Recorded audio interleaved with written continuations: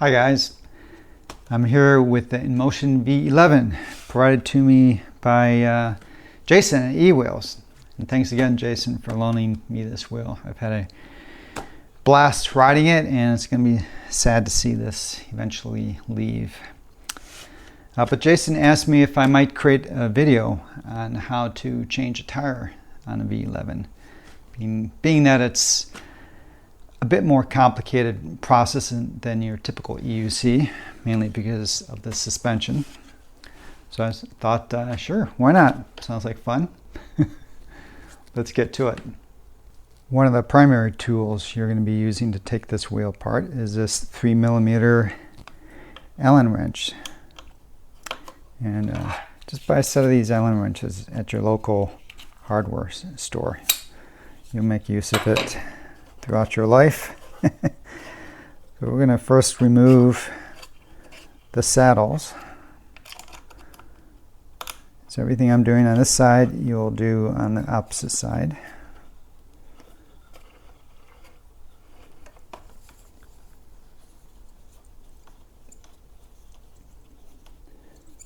There are 4 screws per saddle that you have to remove.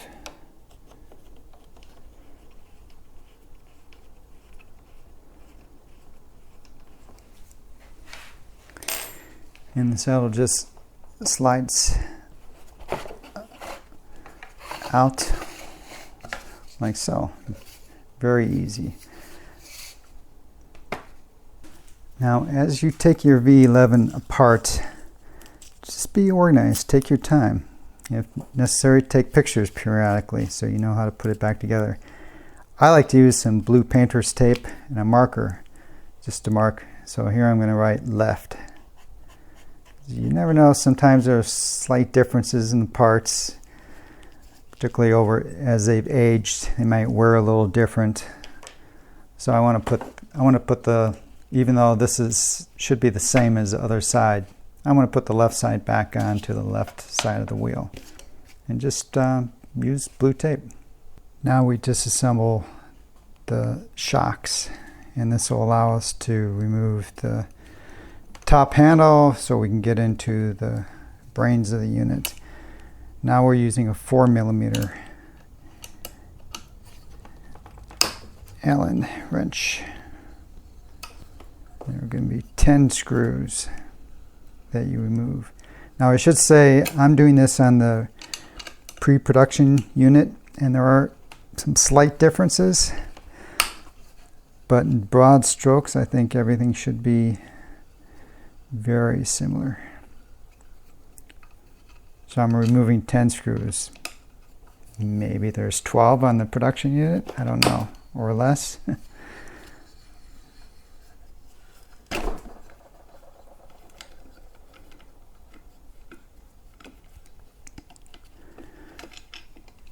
Now I had removed the other side before I got to this side that I'm showing you right now. So you saw this pop up. What I probably should have done is just remove some of the pressure like that. There's very little pressure in these shocks.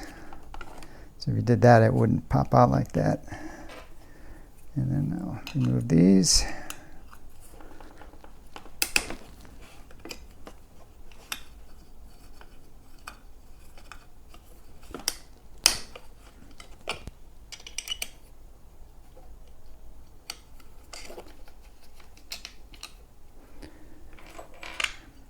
And it's the pedal. It's interesting. To remove the pedals, you really don't have to remove these pedal rods.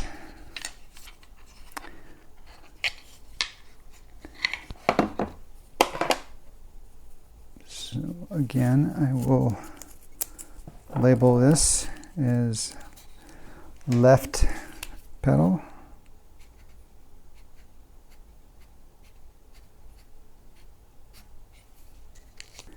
Again, with the 4mm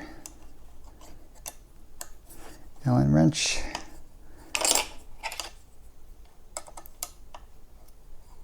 Undo the top connection to the shock. Now with the production wheels, since they have a valve up here, this part's probably a little bit different. But I'm sure you'll be able to figure it out.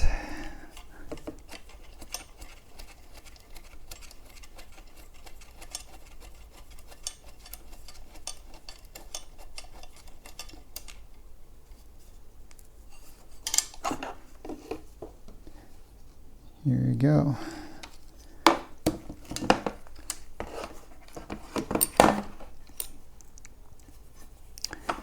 And so I don't lose this, I'm just going to screw this back into the shock. Now at this point, well, this is for the cutoff, the lift switch, and you have to disconnect it from inside the control box. But I'm going to postpone that just for a little bit.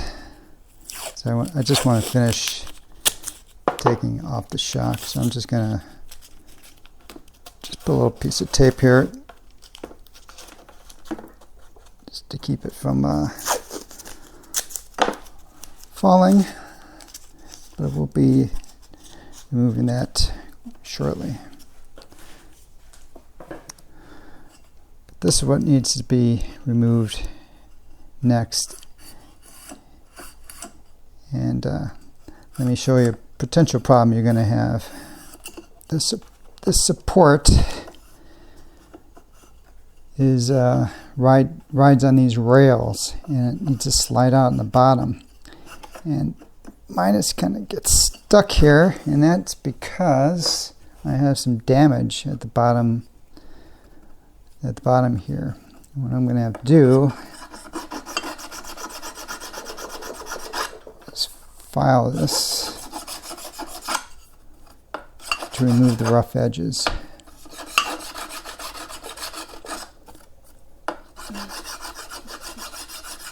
So you can see the potential problem if this really gets damaged.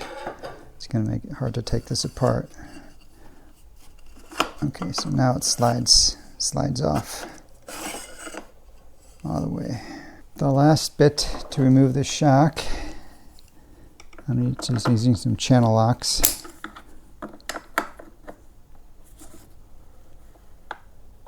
Loosen it.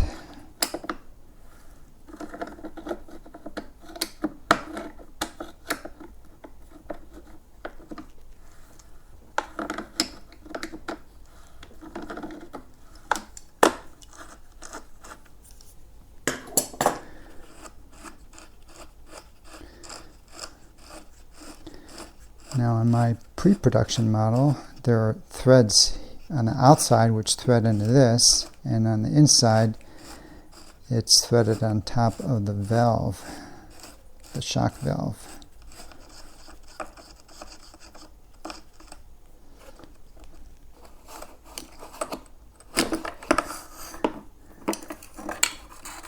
And you can see they use some plumber's tape, it looks like, to get this to fit just right on this pre-production. So I'm just going to again screw this on here so I don't lose it, and I will mark this as left shock.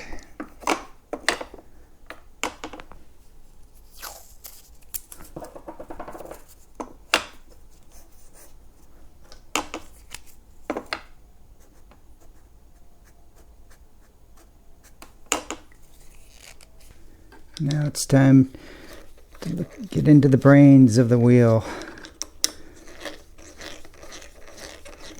And this is so we can disconnect this cable, among other cables. And there are just 4 screws holding this cover on.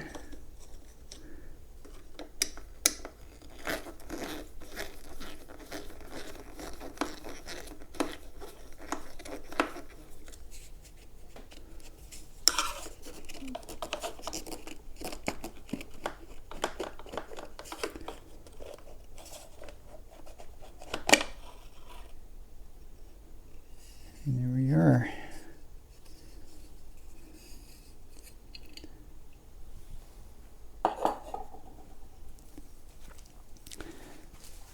first thing you want to do, now I've already been in this wheel, because as some of you know, this wheel has failed on me.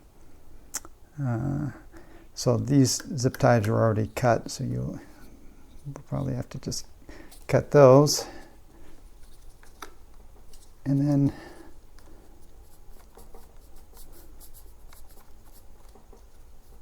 you should be able to wiggle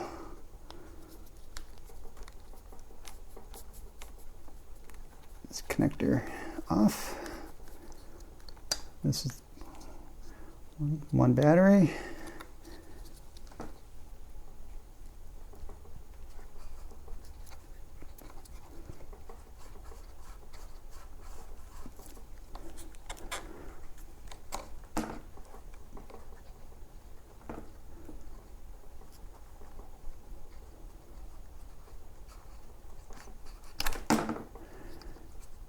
Power is disconnected.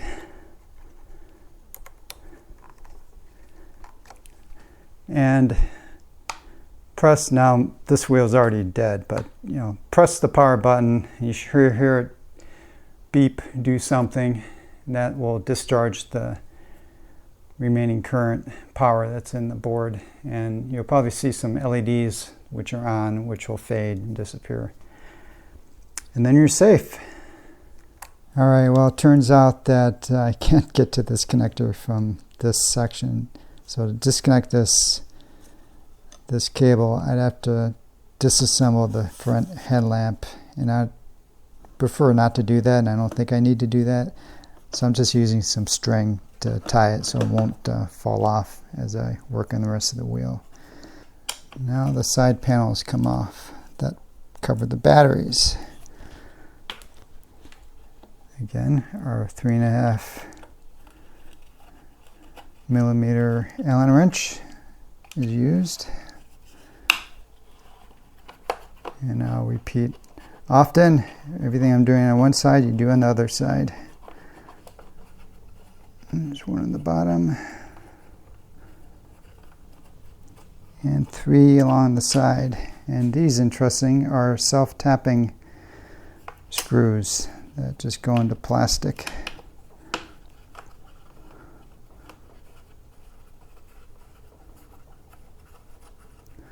Inmotion's bucking the trend here. Everywhere else they're using machine screws, but interestingly they went with self-tapping screws here. And a small screw here, and this is a machine screw.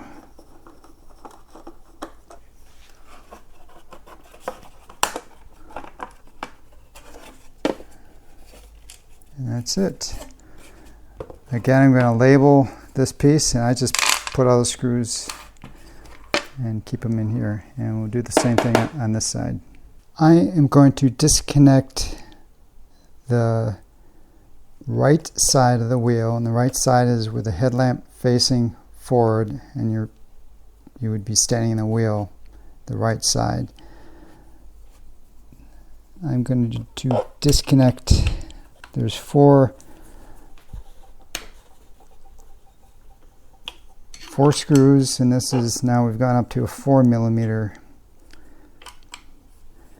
Allen wrench for these.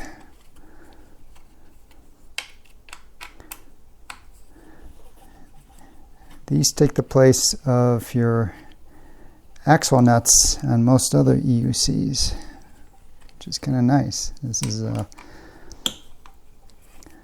a result of using the hollow bore motors, which I think all EUCs will be going to.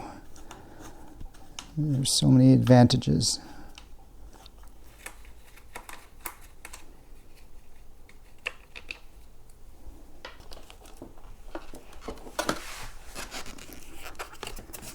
I'm going to rotate it around, and hopefully I do not have to do anything on that side of the wheel to complete the job. And now we can remove the connection to the motor on this side, again using the 4 millimeter Allen wrench.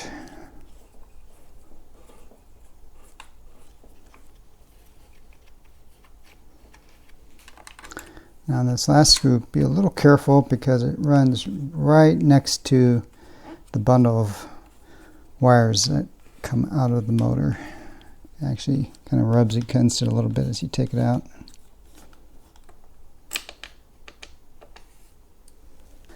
Now at this point, the motor is free from the wheel. See, it should be able to slide out. The only thing that's preventing it from sliding out are the motor wires, which are connected to the control board. And that is the last thing that we need to do. So we need to remove this plastic shield. There are 4 screws. And we're using the smallest Allen wrench, I believe number 2. Again, just buy one of those sets of Allen wrenches, and you'll have everything you need. Which for me so far has only been 3 different Allen wrenches. The 2, the 3, and the 4mm. And unlike the other operations, you do not have to do this on the other side.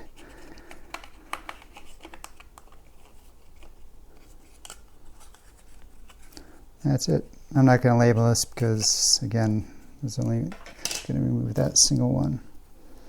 And here we can see the bundle of wires. Now, before we do anything here, we're going to disconnect everything on the control board side. So try not to be intimidated by this process working on the control board. You've disconnected the power, you can't get shocked, and these connectors come apart very easily. I just use a small flathead screwdriver. Press up here and it pops right off. Open this, pops right off.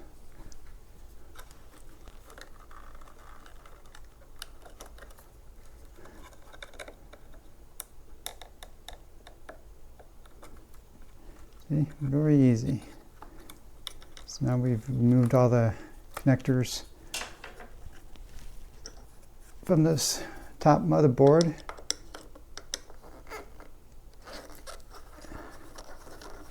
Remove these Phillips.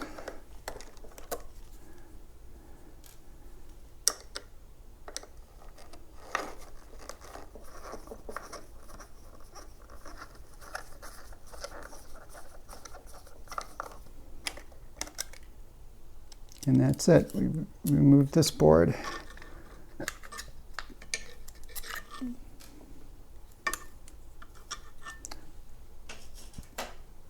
And now we can just disconnect the 3 motor wires and the hall sensor wire, and we're done. Using the 3mm Allen wrench, we will undo the motor wires. Now, I would recommend that you take a picture of this configuration because it's critical that these wires, these 3 wires, go to the proper position. If they don't, you can potentially destroy your motor and control board.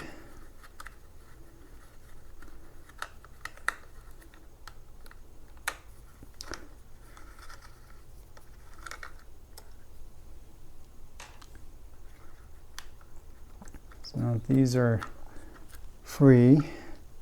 You can see they go on top of these wires, which are your hall sensor wires. And this is the only connector on this whole board that they've put some goop, because you don't want that connector to come off when you're riding. So I'm going to just use a little razor blade to cut that free.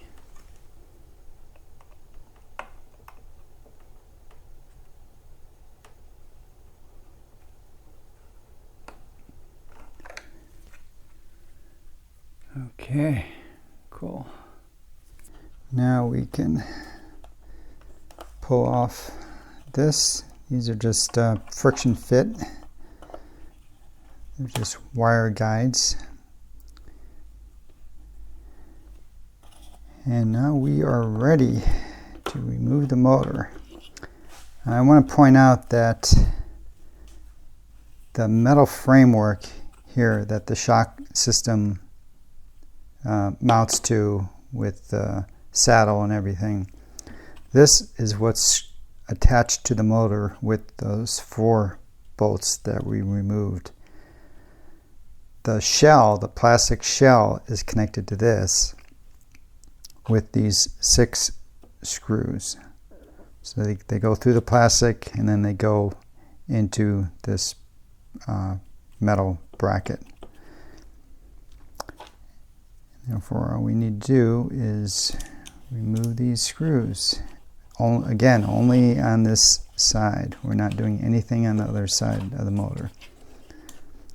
And also, note that we are not touching the battery packs. You do not have to remove the battery packs or do anything with the batteries, which is nice. These are the last 6 screws that need to get removed. That's a bigger, I mean, this is a 2.5 millimeter, and this uses a 3 millimeter, these bottom 2. Now again, on the production wheel, the placement of these screws might be a little different. I mean, it looks like there's, on this one, there's holes for some additional screws. Other than that, it should be very similar.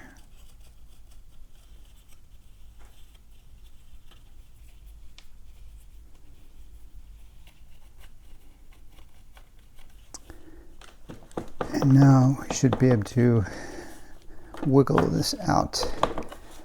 And you're going to have to just take your time, slowly move all the components out.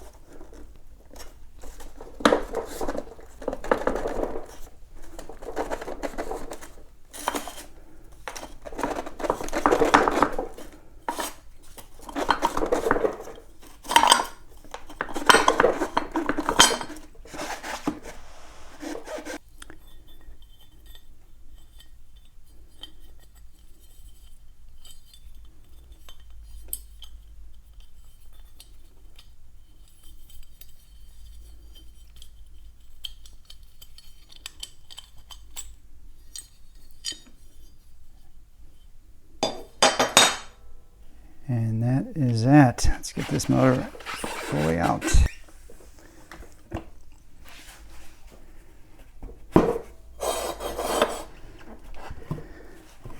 Here's the motor, access to both sides.